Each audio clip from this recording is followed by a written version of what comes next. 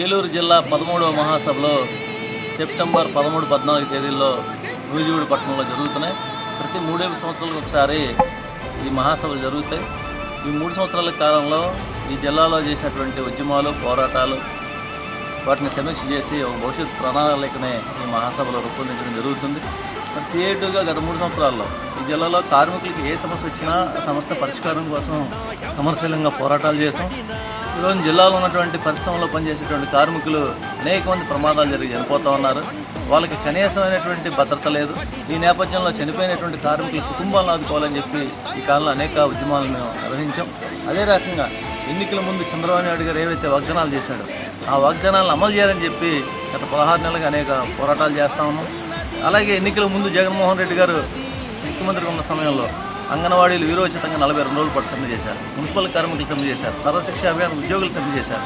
అంటే వాళ్ళ సమస్యల పరిష్కారం కోసం చేసేటువంటి పోరాటాలకు సిఐటియు ముందుండి వాళ్ళకి నాయకత్వం వహిస్తూ ఉంది. మరి ఇదే సందర్భంగా ఈ చంద్రబాబు నాయుడు గారు ఇచ్చినటువంటి వాగ్దానాలు ఏవవుతున్నాయో ఈ వాగ్దానాలు తక్షణమే నెరవేర్చాలని చెప్పి కూడా డిమాండ్ చేస్తూ ఉన్నాం.